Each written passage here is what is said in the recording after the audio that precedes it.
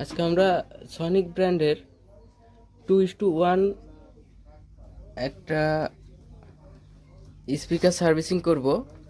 এইটা আমাদের amplifier portion plus সাবওয়ুফার portion. এটার প্রবলেম হলো সাবওয়ুফারটা বাজে না, বাকি অন্য সব কিছু ঠিক আছে, কিন্তু ওফারটা একদমই বাজছে না। কি প্রবলেম আমরা এখন এটা প্রথমে আইডেন্টিফাই করব, তারপরে প্রবলেমটা সলভ করার চেষ্টা করব। সলভ করলে ফাইনালি আমরা দেখব যে আমাদের আউটপুটটা আমরা যেটা চাচ্ছি সেটা আসছে কিনা, বা আমাদের সাবওয়ুফারটা ঠিক হলো কিনা। সেই জন্য প্রথমে আমরা এটা খুলে নিব।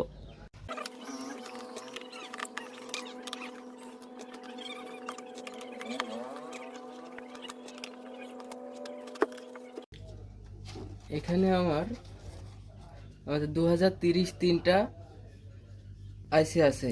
এই আইসির ভিতরে এই তিনটা দিয়ে সাবওয়ুফার এবং দুইটা টুইটার মাইক বাজানো হয়।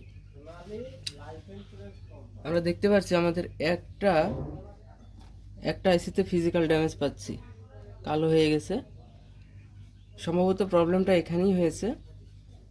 আমরা এখন আইসি রিপ্লেস করে দেখব আমাদের প্রবলেমটা ঠিক হয় কি না। আইসি রিপ্লেসের পরে যদি প্রবলেম ঠিক না হয়, তাহলে আমরা নেক্সট ধাপে যাব, যে প্রবলেমটা আমাদের কোথায় বা কোন পর্যন্ত আমাদের সার্কিটটা ড্যামেজ হয়ে আছে।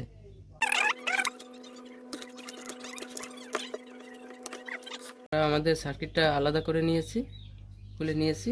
এখন মসফেটগুলো আমরা মাল্টিমিটার দিয়ে মেপে দেখব কোনটা আসলে কোনটাতে প্রবলেম হয়েছে। দেন প্রবলেম আইডেন্টিফাই হলে আমরা সেটা রিপ্লেস করে দেব। আমাদের মাল্টিমিটারটাকে কন্টিনিউটি মোডে রেখে চেক করব যে আমাদের আসলে কোন মসফেটটা শর্ট হয়েছে।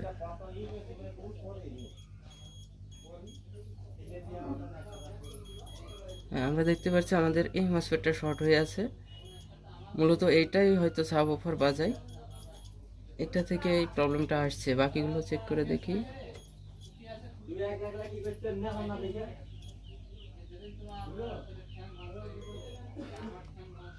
না, বাকিগুলো মনে হচ্ছে ঠিক আছে। তাহলে আমরা এখন এই মসফেটটা রিপ্লেস করে দেখব। আমাদের যে আইসিটা আছে, এইখানে সাধারণত 2030 আইসি ব্যবহার করা হয়। এটাতে আছে টিডিএ 2050, আর আছে 2030, এইটাতে 50 আছে। সমস্যা নেই, এরা একই সিরিজের আইসি। আমরা রিপ্লেস করে দেখব।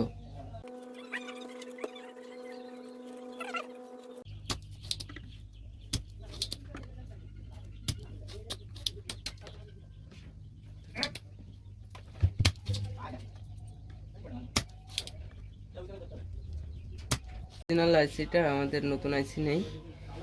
আমাদের আরেকটা মাইক্রোল্যাব বক্সের সার্কিট আছে, এখানে অরিজিনাল 2030 আইসি রয়েছে এবং তিনটাই ভালো আছে।